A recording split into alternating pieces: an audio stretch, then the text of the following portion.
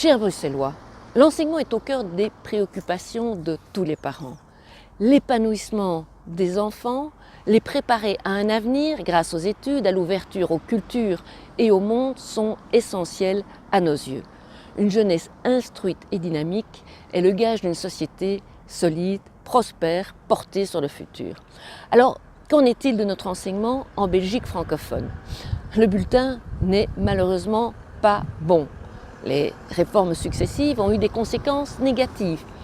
Budget insuffisant au regard des besoins et du boom démographique, suppression progressive des devoirs, réduction du nombre d'enseignants, diminution du soutien aux enfants éprouvant le plus de difficultés, et que dire du fameux décret inscription qui a contraint des familles à faire la file pour inscrire leur enfant dans une école de leur choix ou pire, à changer de domicile pour trouver un établissement. Les tests PISA montrent que la Fédération Wallonie-Bruxelles est quasi toujours en dessous des moyennes OCDE, loin derrière la Flandre et la communauté germanophone. Nos jeunes ont tout pour réussir, brillamment, pour autant que l'école soit au centre des politiques du gouvernement de la Fédération Wallonie-Bruxelles. Alors, comment remédier aux lacunes ? Le mouvement réformateur propose tout d'abord de revaloriser le statut financier, mais surtout social des enseignants.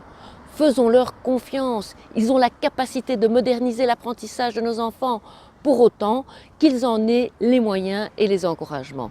Encore faut-il renforcer les fondamentaux, en français, en mathématiques, en sciences, histoire et géographie, avec des évaluations régulières et des programmes clairs sur ce qui doit être appris et quand.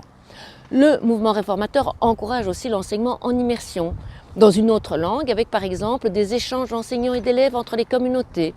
Dès les premières années de l'enseignement primaire, il faut aussi des écoles de devoirs dont l'utilité est indispensable, surtout pour l'apprentissage du français ou du néerlandais à Bruxelles. En effet, il est préférable d'intervenir rapidement dans la détection des lacunes des élèves afin de pallier grâce à des cours de remédiation plutôt que tardivement. Enfin, pour conclure, l'école doit s'inscrire résolument dans le XXIe siècle. Il faut avancer avec son temps. L'apprentissage des savoirs reste extrêmement important, mais la capacité à utiliser cette connaissance, qu'elle soit acquise à l'école, dans les livres ou sur Internet, de la synthétiser, de l'exploiter est essentielle et permettra à nos jeunes d'être valorisés dans la société du XXIe siècle. À bientôt.